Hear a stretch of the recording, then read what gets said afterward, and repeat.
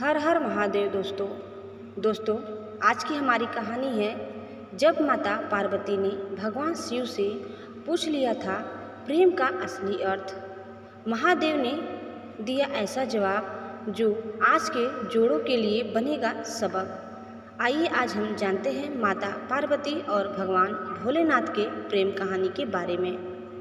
दोस्तों इस बात से इनकार नहीं किया जा सकता कि महादेव ने माता पार्वती को जो पाठ पढ़ाए थे वह जीवन, परिवार और शादीशुदा जिंदगी में बहुत महत्वपूर्ण भूमिका निभाते हैं।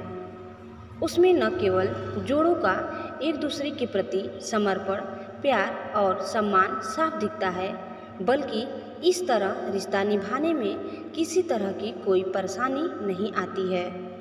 इस बात में कोई दो राय नहीं कि विदेशियों की तर्ज पर ही भारत में अपने प्रेम को जाहिर करने की शुरुआत हुई थी।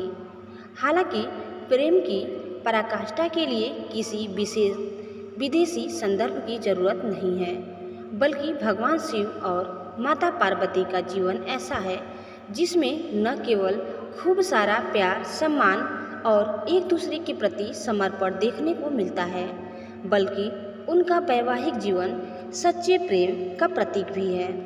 ऐसा इसलिए क्योंकि माता पार्वती भगवान शिव की अर्धांगिनी ही नहीं थी, बल्कि शिष्या भी रही। वह अपनी जिज्ञासाओं को शांत करने के लिए अक्सर महादेव से ऐसे ऐसे प्रश्नों को पूछती थी जो आज के समय में जोड़ों को विवाह के तौर तरीके सीखने में मदद कर सकते हैं। दरअसल एक दिन देवी पार्वती ने देवों के देव महादेव से पूछा, प्रेम क्या है? प्रेम का रहस्य क्या है? इसका वास्तविक स्वरूप क्या है? इसे भविष्य में किस तरह देखा जाएगा? इस सवाल का महादेव ने जवाब देते हुए कहा, प्रेम क्या है यह तुम पूछ रही हो पार्वती। सत्य तो यह है कि प्रेम के अनेकों रूप को तुमने ही उजागर किया है। तुमसे ही प्रेम की अनेक अनुभूतियाँ हुई है। तुम्हारे प्रश्न में ही तुम्हारा उत्तर शामिल है। भगवान शिव की बातें सुनकर माता पार्वती ने कहा, क्या इन विभिन्न अनुभूतियों की अभिव्यक्ति संभव है? तो इस पर भगवान शिव बोले, सती के रूप में जब तुम अपने प्राण त्याग कर मुझसे दूर चली गई थी, तब मेरा जीवन, मेरा संसार, मेरा दायित्व सब निराधार हो गया। मेरी आंखों से आंसुओं की धाराएं बहने लगी थी। तुम्हारे अभाव में मेरे अधूरेपन की अति से इस सृष्टि का अपूर्ण हो जाना ही प्रेम है। तुम्हारे और मेरे पुनर्मिलन कराने हेतु इस समस्त ब्रह्मांड का हर संभव प्रयास करना ही प्रेम है। तुम्हारा पार्वती के रूप में फिर से जन्म लेकर मेरे एकांकीपन और मुझे मेरे वैराग्य से बाहर निकलने पर विवेश करना ही प्रेम है। खैर, यह बात किसी से छिपी नहीं है कि कई सालों की तपस्या और तमाम तरह की बाधाओं को पार करने के बाद ही शिव पार्वती का विवाह हुआ था। ऐसे में आज हम भगवान शिव और माता पार्वती के जीवन से उन प्रेम युक्तियों के बारे में बता रहे हैं जिन्हें हम अपने संबंधों में शामिल करके अपने वैवाहिक जीवन को बेहतर बना सकते हैं।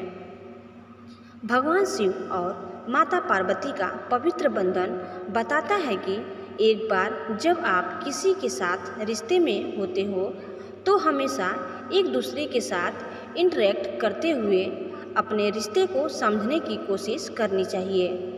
अपने आप को न केवल उस रिलेशन में पूरा समर्पित कर दे, बल्कि आपसी तालमेल के साथ अपने रिश्ते को मजबूत बनाने पर भी जोर दे। ऐसा इसलिए क्योंकि एक अच्छे रिश्ते में दोनों भागीदार आगे बढ़ने और बदलने के लिए एक दूसरे को प्रोत्साहित करते हैं। जिनके बीच ऐसा नहीं होता वहाँ हमेशा प्यार की कमी रहती है। भगवान शिव और माता पार्वती के रिश्ते में इस चीज़ को आसानी से देखा जा सकता है कि जब दो लोग एक रिश्ते में होते हैं तो वहाँ कोई बड़ा और कोई छोटा नहीं होता। इस रिश्ते में सहजता के साथ एक अपनापन होना चाहिए जो दो लोगों को हमेशा एक डोर में बांधकर रखता है। हालांकि शादीशुदा रिश्ते में गलत व्यवहार को अपनाना बहुत ही गलत है। यही एक वजह भी है कि प्यार के लिए किया गया आचरण मर्यादातीत हो सकता है।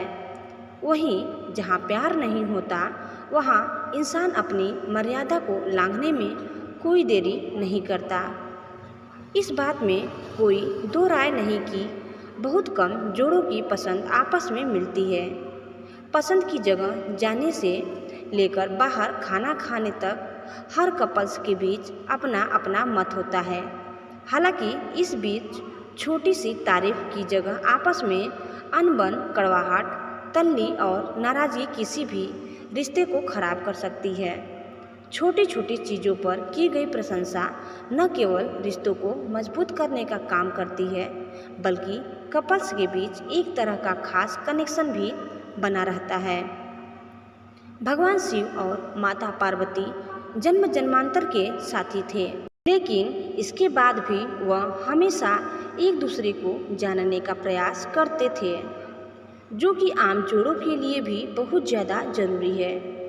बहुत से कपल्स का कहना है कि हम साथ रहते हुए एक दूसरे के बारे में सब कुछ तो जान ही जाते हैं, लेकिन इसके बाद भी रिलेशन में ऐसी कुछ चीज़ें होती हैं जिनकी अचानक पता चलने का अपना ही मज़ा है।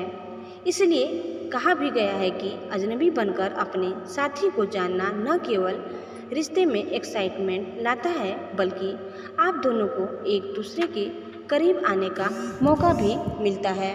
तो दोस्तों, आपको हमारी यह कहानी कैसी लगी हमें कमेंट बॉक्स में ज़रूर बताइए, और आप इस चैनल में नए हैं तो प्लीज़ इसे सब्सक्राइब करना न भूलें। धन्यवाद।